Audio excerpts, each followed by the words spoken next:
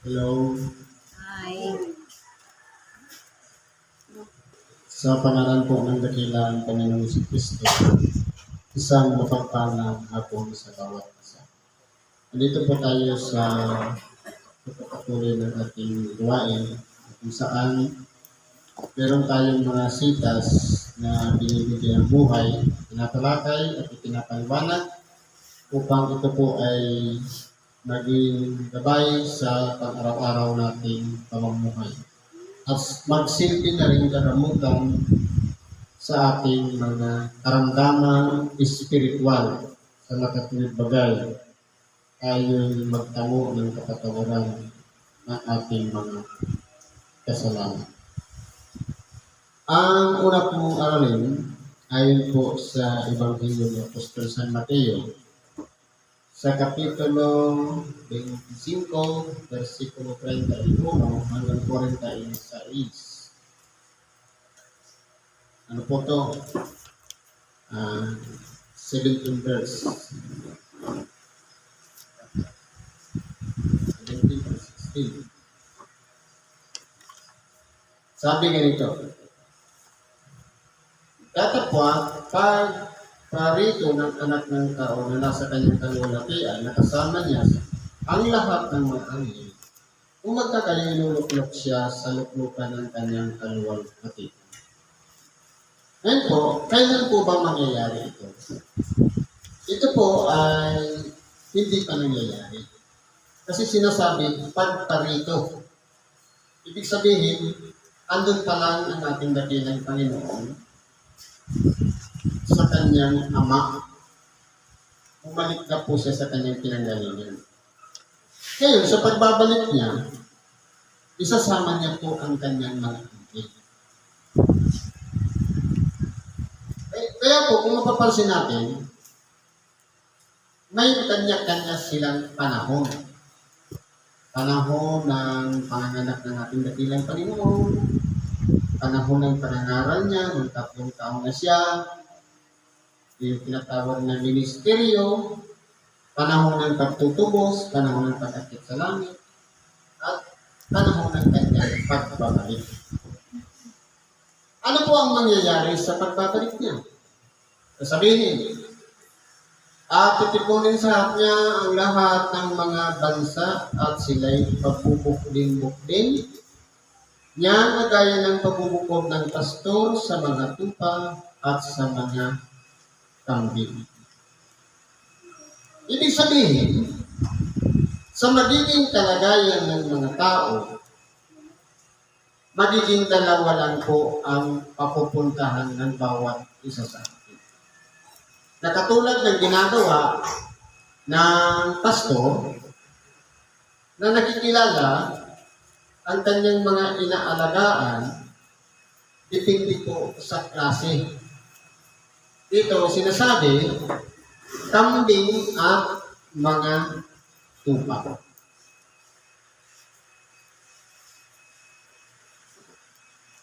Sabi dito, at ilalagay niya ang mga tupa sa kanyang kanan, datapwat sa kaliwa ang mga kambing.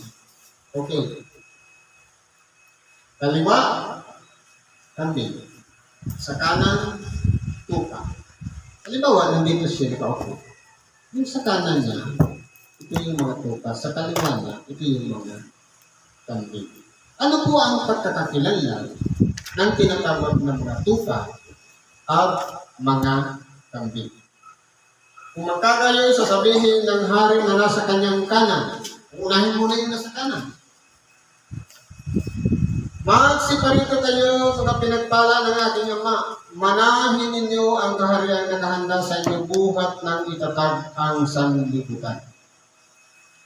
Ibig kong palang sabihin, bago pa man isinilang ang mga tao, bago pa dumami, bago pa nagpalaan natin, at napuno ang lahat ng mga bansa, meron ng inihanda ang Diyos na paglalagyan sa mga tao.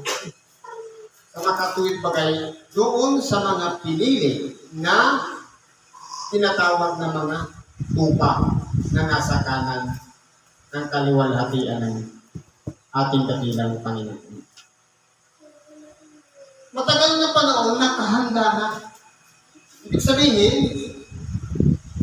sa pag-prepare ng Diyos, naglaan po siya ng takdang panahon kung kailan mapupunta doon sa ipinangako ng Diyos bago pa itatag ang sanlibutan.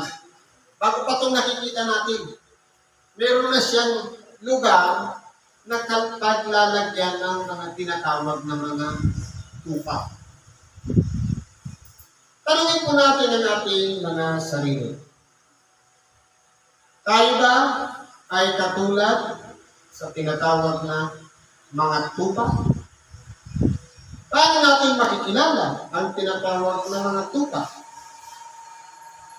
Paano natin masasabi na kabilang tayo doon sa mga tupa na magmamana ng itinalaga ng Diyos na inihanda niya bago pa itatag ang sanlibutan? Ano ang pagkakakilanlan? Sabi dito, sapagkat ako'y nagutom at ako'y inyong pinakain. Ako'y nauhaw at ako'y inyong pinainom. Ako'y nagatagal bayan at ako'y natuloy.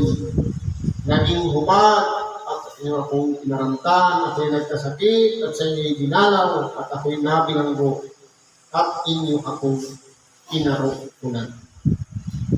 Ngayon, magtatanong tayo. Nangyari ba sa ating dakilang Panginoon ang mga bagay-bagay na ito na siya'y nagutom, siya'y nauhaw, siya'y naging taga-ibang bayan, naging hubad, nagkasakit, nabilanggo? Anong sabi niya? Kung magkakayo'y sasagutin siya ng mga matuwid na nagsasabi, Panginoon, kailan ka namin nakitang nagutom, pinakain ka namin, unauhaw at pinainom ka. At kailan ka namin nakita ang isang taga-ibang bayan, pintuloy ka at hubad at pinaramdam ka. At kailan ka namin nakita may sakit, una sa bilangguan at pinalaw ka namin. Yan po ang katanungan. Ano ang sagot? At sasagot ang hari at sasabihin sa kanila, katotohanan sinasabi ko sa inyo, yamang inyong ginawa sa isa dito sa aking mga kapatid, kahit sa pinakamaliit na ito ay sa akin ninyo ginawa. Ibig po palang sabihin, yung mga taong inapi, yung mga taong walang halaga, yung mga taong walang kwenta dito sa ibabaw ng sanlibutan, doon po nananahan ang Diyos. Sa magatuwid, sa mga taong aba, doon po tumitira ang Diyos. Kaya kung ano man ang gawin natin sa mga taong aba, lalong-lalo na sa mga kapuspalad at mga nangangailangan, ginawa po natin yan sa Diyos. Paano nangyari yun? Ikatwa lang natin ang ginawa natin ng hindi mabuti, ginawa na natin sa Diyos. Kasi po, nagre-reflect po yan sa pagkatao natin. At ganoon din sa mga taong ginagawa natin ng mabuti man o masama. Mayroon mang connection. Halimbawa, ikaw, yung kapwa, kung anong ginawa natin sa kapwa, ginawa natin sa kanya. Sa makatuwid, meron tayong iisipin. Meron tayong palaging aalalahanin. Kaya inilagay ang ating kapwa diyan sa paligid natin nang sa ganun upang malaman natin na mayroong Diyos na nagdaramdam sa bawat oras, sa bawat pagkakataon na ginagawa natin pagduwahagi sa mga nasa mababang kalagayan. Pagsalitaan lang natin ng masama, ginawa na natin sa Diyos. Nakita natin, may karamdaman, na hindi man lang natin pinasyaga. Kahit sabihin pa natin hindi siya kapatiran, hindi siya palasimba, dahil isa siya sa nasa mababang kalagayan, ginawa pa rin natin yan sa Diyos. Sa magatuwid, meron pong obligasyon ang bawat isa sa atin para mapabilang tayo sa tinatawag na mga tupa. Hindi pwedeng sabihin, tahimik lang tayo, tupa na. Hindi po. Kasi ang pagdalaw sa may sakit at sa may nabilanggo, ang pagbigay ng pagkain sa nagugutom, ang pagpainom sa nauuhaw, ang pagbigay ng damit sa nakahubad, isa pong bagay na gawang mabuti. Sa makatuwid, hindi po magtatapos na meron lang tayong pananampalataya, subalit hindi naman natin ipinakikita sa gawa, magiging useless po. Kahit sabihin pa natin, tayo'y aktibo sa pagsamba, araw-araw tayo nananalangin, gabi-gabi tayo nag-aayuno. Pinapahalaga natin ang pagbabasa ng banal na kasulatan. Pero, sa kabila noon, meron tayong kapwa na nakapaligid sa atin, wala tayong ginagawa para sa kanila. Magiging useless lang ang pagiging tupa natin. Kaya kung mapapansin po natin, ang tupa, meron po siyang ginagawa. Hindi pwedeng tatahimik lang tayo. Halimbawa, hindi man lamang tayo nagsasalita ng masama sa kapwa. Pero, sakin naman tayo. Ayaw tayong mag-donate ng damit. May kumatok sa atin, humihingi ng maiinom na tubig, hindi natin pinansin. May nakita tayong nalipasan na nagutom, ayaw ka natin pakainin. Magiging useless po kahit sabihin pa natin sa sarili ang pagiging tupa. Sa makatuwid, sino po ang kikilala sa atin para mapabilang tayo sa tinatawag na tupa? Walang iba ang Panginoon mismo na siyang magbubukod sa atin, depende sa ating mga ginagawa. Kaya wala po sa atin ang karapatan na magtalaga sa ating sarili na tayo'y tupa na tayo'y mabuti ng tao, na tayo ay karapat-dapat ng tawaging tupa, kundi darating ang panahon, ang Diyos mismo ang may tamang paghatol sa bawat isa, depende sa ating ginawa kung tayo ba'y nagkaroon ng habag sa ating mga kapatid. Kaya ang pagpupukul-pukul, hindi pa ngayon, kundi sa pagbabalik ng ating dakilang Panginoon sa Kanya na ihiwalay yung mga tupa sa mga kambing. Sa makatuwid, meron po tayong pagpipilian. Alin baga ang gusto natin? Gusto ba natin na sa pagbabalik ng ating dakilang Panginoon, kasama tayo doon sa bandang kanan niya?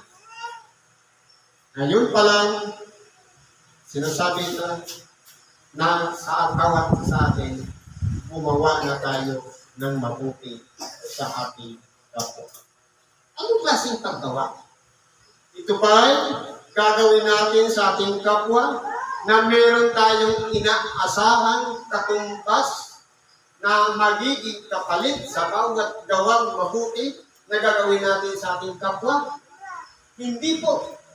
Kundi mas maganda yung gawin natin sa ating kapwa ng lihim na tanging Diyos lamang ang nakakita at tayo mismo yung sarili natin ang nakakaalam. Gawing sikreto ang anumang gawang mabuti sa ating kapwa. Bakit po? Sapagkat kung halimbawa gumawa tayo ng mabuti sa ating kapwa at i-broadcast natin, ipinost natin sa FB, magiging useless po. Wala nang gantimpala sa pagbabalik ng ating dakilang kasi tinanggap na natin yung pasasalamat galing sa kapwa. Kaya ano dapat natin gawin? Gumawa lang tayo ng gumawa ng mabuti sa ating kapwa at mag-aani tayo sa pagkabuhay na makulit sa mga ganap. Ibig sabihin, Hindi po yung panahon na ngayon, ang pagtatalaga natin sa ating sarili na tayo okay na tayo mabuti na tayo binanal na tayo naging isang matuwid na tao na. Kundi ang Diyos mismo ang nakakalam, depende sa pagkakakilanlan at laman ng ating puso kung saan ba tayo, kung tayo ba'y matutulad sa isang tupa. Paano kung halimbawa, di ba sabi kanina, ang tupa, kahit dahil sa patayan, hindi po siya reklamator. Totoo po. Ang tunay na tupa, ngayon pa lang sinasabi na ang isang tunay na lingkod ng Diyos. Sabi niya, nung ikaw ay bata pa, ikaw ay lumalakad kung saan mo ibig. Kung saan ating gusto pumunta. Pero sa pagtanda mo, ikaw ay dadalhin sa isang lugar na hindi mo ibig. Ibig sabihin, hindi na natin kontrolado ang ating sarili para tayo magplano kung saan tayo pupunta, kung ano ang ating gagawin kinabukasan, kundi Diyos na ang nagtatalaga upang sa ganon masunod natin ang kanyang kalooban. Eh kung sa bawat araw ng pagsamba, doon ka dinadala ng Espiritu Santo, pumunta ka doon. Mag-mission ka, may tulungan ka, may karamdaman. Dumalaw ka sa iyong kapwa, sa iyong kapatid, lalong-lalo na yung walang connection sa atin, na hindi tayo kilala. Pero palihim natin ginagawa ng kabutihan, yan na po ang pagsunod sa kalooban ng Diyos. Na para tayong isang baka, o isang hayop na nakasakay sa likod natin, ang kapangyarihan ng Espiritu Santo, doon tayo dinadala sa lugar na hindi natin gusto. Ganyan po ang tungkulin natin bilang isang tupa na walang iba na susunod ang kalooban ng kanyang amo, hindi yung sarili ng kalooban. Sa makatuwid, ang pastor na kinikilala natin, si Kristo ang sinusunod natin. Kaya kung halimbawa, pagising natin sa umaga, magpapasalamat tayo sa Diyos, at unang papasok sa ating isip, pumunta ka sa ganitong templo. Mangaral ka ng salita ng Diyos. Dalawin mo si ganito. Ibig sabihin niya, udyos yan ng Espiritu Santo para gawin mo yung kalooban niya. Pero kung sasabihin natin, hindi, may lakad ako, busy ako. Ibig sabihin niya, nasusunod pa natin ang ating kalooban. Hindi tayo matatawag na santupa na karapat-dapat na ilagay pagbalik ng ating dakilang Panginoon sa kanyang kanan. Pero dapat natin gawin. Tuloy natin.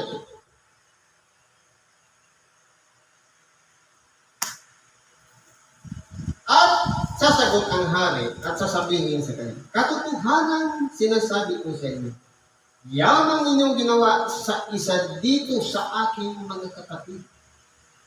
Isa lang ha, isang tao na ginawa natin yan. Magiging useless na lahat yung pagkarami-rami ginawa natin kabutihan. Kaya kung mapapansin natin, dapat palagi nating aalalahanin kahit isang bagay na gagawin natin, wala bang agrabyado? Wala ba tayong inapi?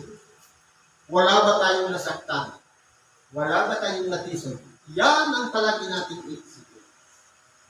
Na dapat sa bawat aksyon, sa bawat desisyon o pagpapasya, sa bawat lakad natin sa pang-araw-araw, dapat po palagi natin iisipin maging mabunga ang ating mga lakad at higit sa lahat, gawin natin lihim na tanging Diyos lang ang nakakaalam at iingatan din natin ang ating sarili. Kasi kung halimbawa, na-perfect natin Lunes hanggang Biyernes, okay lahat yung ginawa natin pagdating ng Sabado, umangal tayo. Halimbawa, nanalangin ka Lunes hanggang Biyernes, tumulong ka sa may limos ka, nagpakain ka sa nagugutom, nagtayo ka sa nauno, nag-donate ka ng damit, pumasyal ka pa sa may sakit. Ganon din doon sa sa mga nabilan mo, pero pagdating ng Sabado at Linggo, pumunta ka sa templo, hindi tayo sumunod, hindi tayo matatawag na tupa. Kasi, hindi tayo sumunod. Kasi ito ang tupa, ang pinaka-attitude talaga ng tupa, masunurin.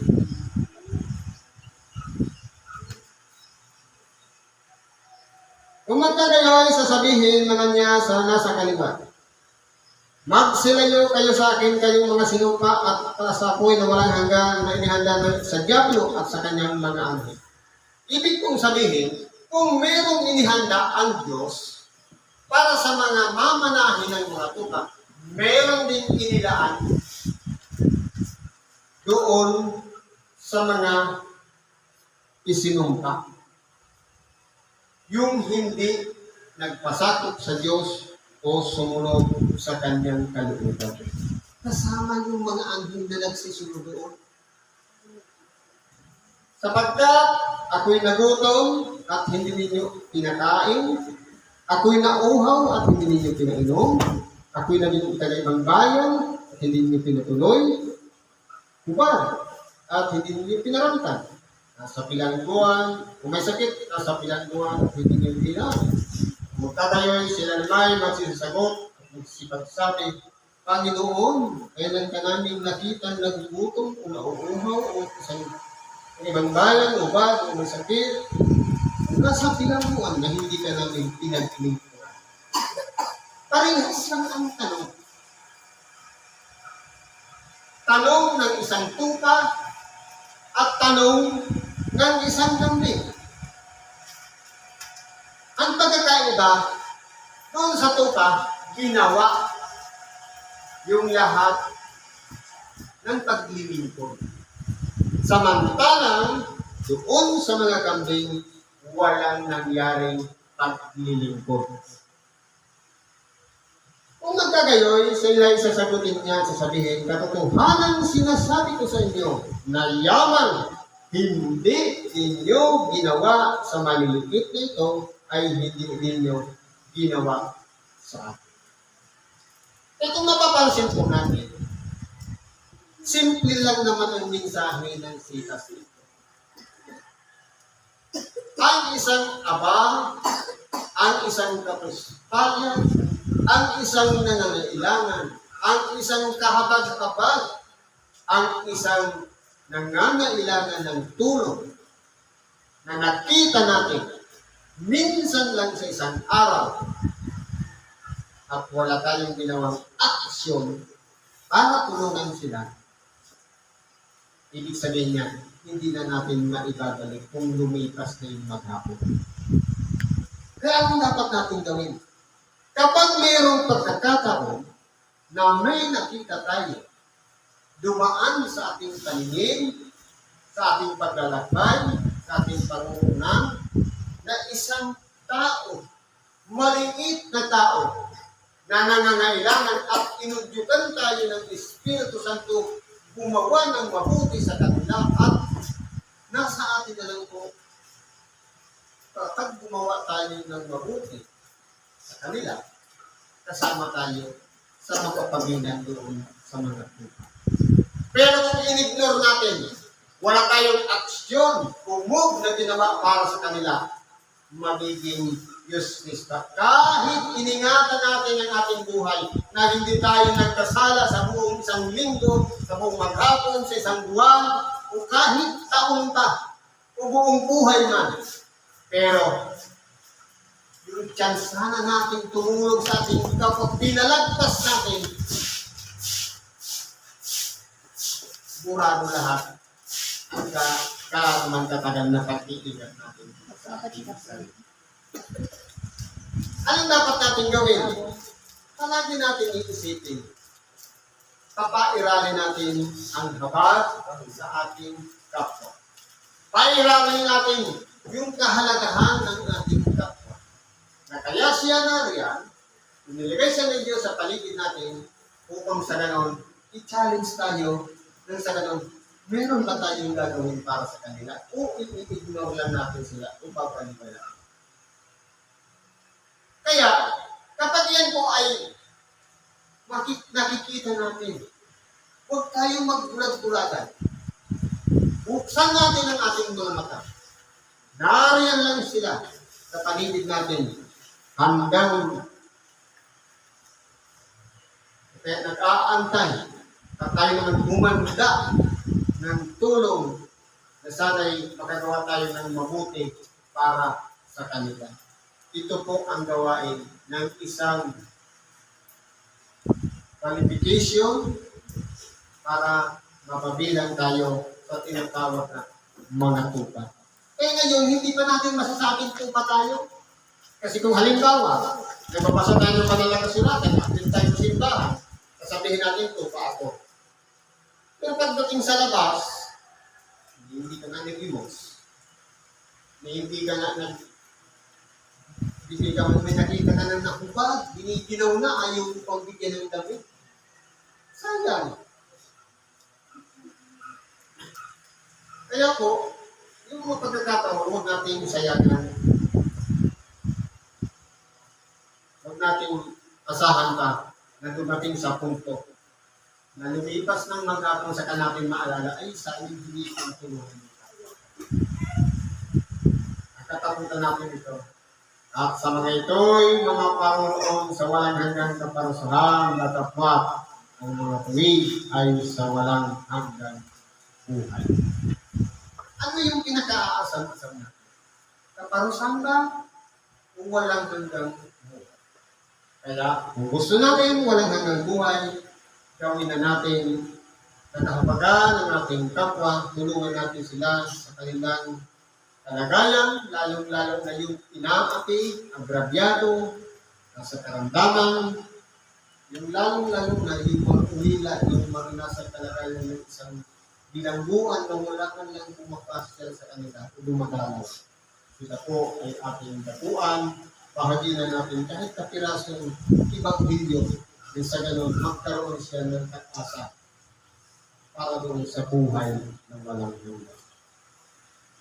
Siguro po, hanggang dito na lang, pag-ibigay natin sa oras ito. Salamat sa Diyos at naman ang ating kahilingan, saray namin pagkatuwala natin sa Diyos. Sa ngalan ni Kristo Jesus, salamat at mapagpalang akong sa bawat